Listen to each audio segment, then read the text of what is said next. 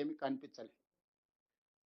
ఇప్పటి వరకు ఎన్నికల్లోనే ఓడిపోతూ వచ్చిన బీఆర్ఎస్ పార్టీ మనుగడనే కష్టమవుతుందని చంద్రశేఖరరావు గారు గుర్తించి బయటకు వచ్చి మళ్ళీ జల వివాదం రేపితేనే ఇరు రాష్ట్రాల మధ్య వైషమ్యాల నేపథ్యంలో తెలంగాణ రాష్ట్ర ప్రభుత్వము రేవంత్ రెడ్డి ఆంధ్రప్రదేశ్కు సహకరిస్తున్నాడని ఒక అపోహను కల్పించడం ద్వారా తన పార్టీని బతికించుకునే ప్రయత్నంలో భాగంగా ఒక అబద్ధాల సంఘాన్ని ఏర్పాటు చేసుకొని అబద్ధాల సంఘం ద్వారా నోరు తెరిస్తే ప్రతి పదము అబద్ధం, తూకం వేస్తే 24 క్యారెట్ అబద్ధం.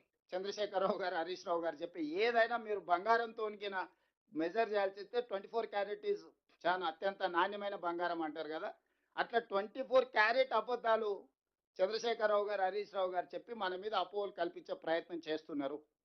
అందుకే ఈరోజు వారి నిర్ణయాల వల్ల జరిగిన వాటిని ఉత్తమ్ కుమార్ రెడ్డి గారు చాలా డీటెయిల్గా చెప్పారు. నేను పొలిటికల్ అప్రోచ్ చెప్పదలుచుకున్న సహచర మంత్రులకు అండ్ ఎమ్మెల్యేలకు రేపు పొద్దుగాల వాదన వినిపించడానికి. గోదావరి బేసిన్లో తుమ్మిడియేటి నుంచి చేవెళ్ల వరకు నీళ్లు ఇవ్వడానికి ఆనాడు అంచనాలు వేసి 38,500 కోట్లతో మొదలుపెట్టిన ప్రాజెక్టును రీడిజైనింగ్ పేరు మీద తుమ్మిడిహెట్టి నుంచి మేడిగడ్డకు తరలించడం ద్వారా 1,50,000 కోట్లకు అంచనాలు పెంచారు. ఇందులో ప్రధానంగా ఆయన వ్యాపారం సింపుల్, అయిన ట్రేడ్ సీక్రెట్ ఏంది లేదు, పంపులు లిఫ్టులు. ఎన్ని పంపులు ఎన్ని లిఫ్టులు పెంచితే చంద్రశేఖరరావు గారి ఇంట్లో అంత కనక వర్షం కురుస్తుంది. వేరే ఏ ఫార్ములా కనిపెట్టలే ఆయన.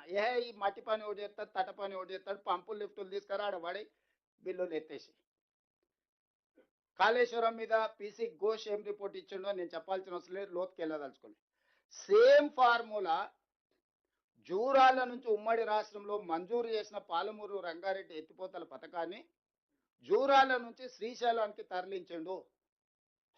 3 స్టేజ్లలో ఉండే పంపులు 5 స్టేజ్లకు మారింది. 22 పంపులు కాస్త 37 పంపులుగా మారింది. 32,500 కోట్లు 32,200 కోట్ల రూపాయలతో పూర్తి కావాల్సిన పాలమూరు రంగారెడ్డి ఎత్తిపోతల జూరాల సోర్స్ నుంచి ప్రాజెక్టు ఈరోజు 84,000 కోట్లు ఖర్చు పెడితే కూడా పూర్తి అవుతుందనే గ్యారెంటీ లేదు, ఒక ప్రాథమిక అంచనా మాత్రమే. చంద్రశేఖరరావు గారి లెక్కల్లోనే 55,000 కోట్లకు పెరిగింది.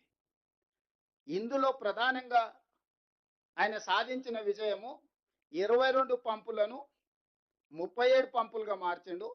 3 స్టేజ్లో ఎత్తాల్సిన లిఫ్టులను 5 స్టేజీలోకి ఎత్తిండు. ఈ 3 స్టేజీల నుంచి 5 స్టేజీలకు జూరాల నుంచి శ్రీశైలంకి ఎప్పుడైతే మార్చిండో ఆంధ్రప్రదేశ్కి